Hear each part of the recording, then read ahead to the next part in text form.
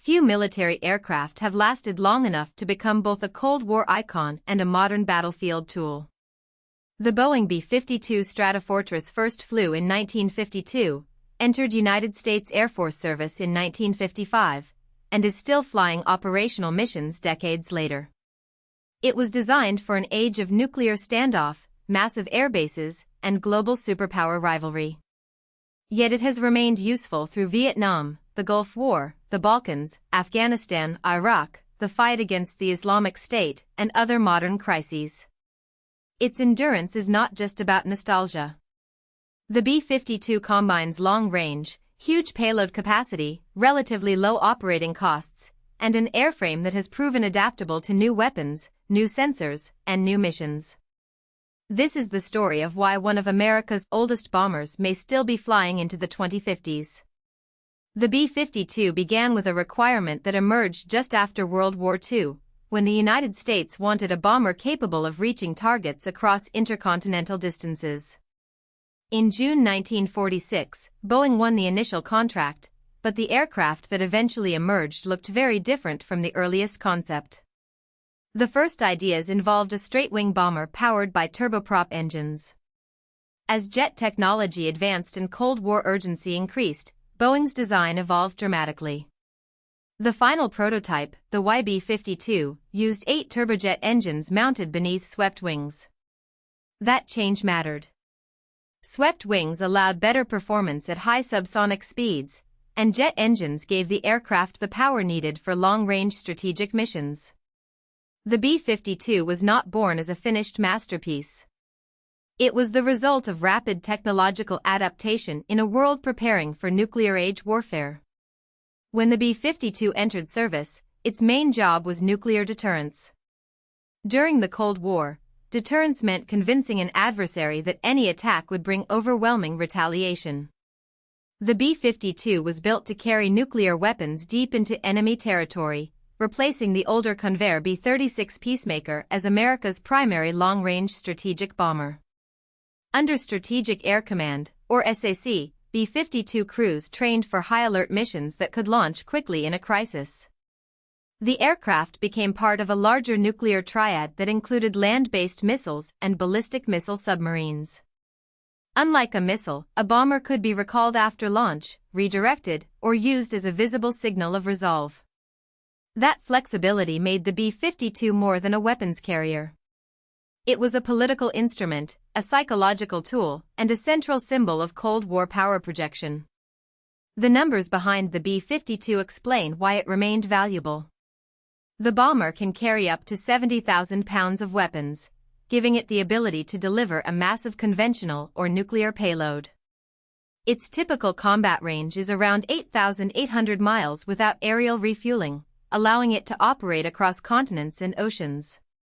The B-52 is subsonic, so it does not rely on speed the way a Mach 2 bomber would.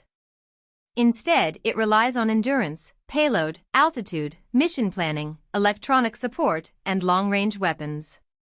This is one reason the aircraft survived while some faster or more advanced bombers did not. Speed alone became less decisive as air defenses improved and cruise missiles allowed bombers to launch weapons from outside the most dangerous zones. The B-52's size became an advantage because it could carry many types of weapons over very long distances. Officially, the aircraft is called the Stratofortress, but that name is rarely what cruise and aviation fans use.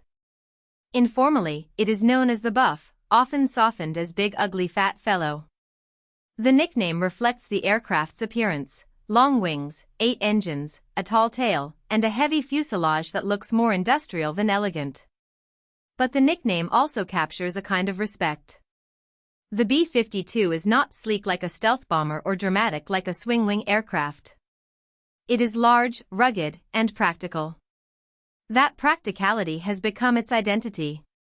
The bomber's design left room for upgrades, new avionics, new communication systems, and new weapons integration. In military aviation, beauty often belongs to aircraft that push limits. Longevity belongs to aircraft that keep solving problems after the original battlefield has disappeared. The B-52's service life also shows how airpower changed after the Cold War. Strategic Air Command operated the bombers until SAC was disestablished in 1992, after the collapse of the Soviet Union changed the structure of American nuclear forces. The aircraft were then absorbed into Air Combat Command, reflecting a broader shift from constant nuclear alert toward wider conventional missions. In 2010, the B-52 fleet moved under Air Force Global Strike Command, the organization responsible for the Air Force's nuclear-capable bomber and missile forces. These organizational moves tell a larger story. The B-52 was never frozen in its original role. It stayed connected to nuclear deterrence, but it also became a flexible strike platform for regional conflicts. Its career tracks the movement from superpower standoff to precision warfare and global expeditionary operations. The Vietnam War proved that a bomber designed for nuclear deterrence could also be used for conventional warfare on a massive scale. B-52s flew heavy bombing missions, demonstrating the aircraft's ability to deliver large amounts of ordnance over long distances. Later, during the Gulf War, the B-52 again played a major role, launching attacks from distant bases and helping open the air campaign. Its usefulness continued in the NATO bombing of Yugoslavia, the Iraq War, the war in Afghanistan, operations against the Islamic State, and other modern conflicts. What changed was the nature of the weapons. Instead of simply dropping unguided bombs in large patterns, modern B-52s can deliver precision-guided munitions against specific targets. The platform stayed old, but the effects became increasingly precise. That combination turned a 1950s bomber into a 21st-century weapons truck. In its modern nuclear role, the B-52H is assigned the AGM-86B air-launched cruise missile. This is important because it means the bomber does not need to fly directly over the target to remain strategically relevant. It can launch a nuclear cruise missile from a standoff distance, complicating an adversary's defense planning. Conventionally, the aircraft can employ weapons such as the AGM-142, AGM-154, and AGM-158, along with a wide range of joint direct attack munitions. In maritime roles, it can carry Harpoon anti-ship missiles and quick-strike naval mines. This broad weapons menu is one of the B-52's biggest strengths. A single airframe can be configured for land attack, maritime strike, mine-laying, or strategic deterrence. The aircraft's relevance comes less from its original hardware and more from the weapons it can keep integrating. The B-52 has also served as a flying test platform and mothership, a role that highlights its unusual size and payload capacity. It deployed the D-21 reconnaissance drone and helped test launch experimental aircraft such as the X-15, X-24, X-38, and X-43. These programs pushed the boundaries of high-speed flight, lifting body research, reusable spacecraft concepts, and hypersonic technology. NASA operated B-52s from 1959 to 2007, using them in research roles far removed from nuclear deterrence. This side of the aircraft's career is easy to overlook, but it matters. The B-52 did not only carry bombs. It helped carry experimental aviation into new territory. Its ability to haul large test vehicles to altitude made it a bridge between conventional aircraft, rocket planes, and the future of high-speed aerospace research. One reason the B-52 survived competition from newer bombers is that those newer aircraft did not make it obsolete in every mission. The Convair B-58 Hustler was much faster, but it was expensive and specialized.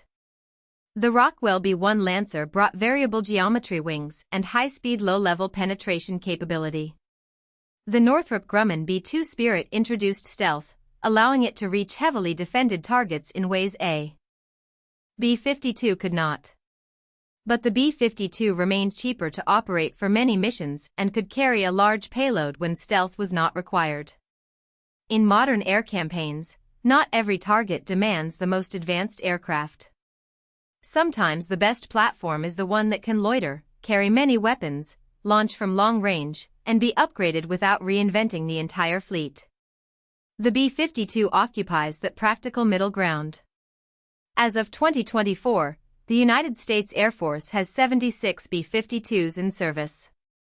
58 are operated by active forces, specifically the 2nd Bomb Wing and 5th Bomb Wing, while 18 belong to reserve forces in the 307th Bomb Wing. Around a dozen more are in long-term storage at the Davis-Monthan Air Force Base Boneyard. These are not museum pieces waiting for retirement. Operational aircraft received upgrades between 2013 and 2015, and the fleet is expected to serve into the 2050s. That would give the B-52 a service life approaching a full century from its first flight. Very few combat aircraft achieve that. The key is continuous modernization, new systems, new communications, improved reliability, and weapons integration that keeps the bomber relevant even as its basic shape remains instantly recognizable. The next chapter is the B-52J, the planned upgrade of the current B-52H variant by around 2030. While the aircraft's broad silhouette will remain familiar, the modernization effort is intended to keep it viable for decades more. The B-52's story is unusual because it challenges the idea that military technology always advances by replacing the old with the new. Sometimes the winning design is the one with enough margin to absorb change. The B-52 was built for nuclear warplanning in the 1950s, but it became a conventional bomber, a missile carrier, a maritime strike platform, and a test aircraft. Its legacy is not just longevity. It is adaptability under pressure. The Stratofortress endured because it kept finding new work to do, and that may be why it is still not finished. If you found this helpful, please like this video and subscribe for more explainers.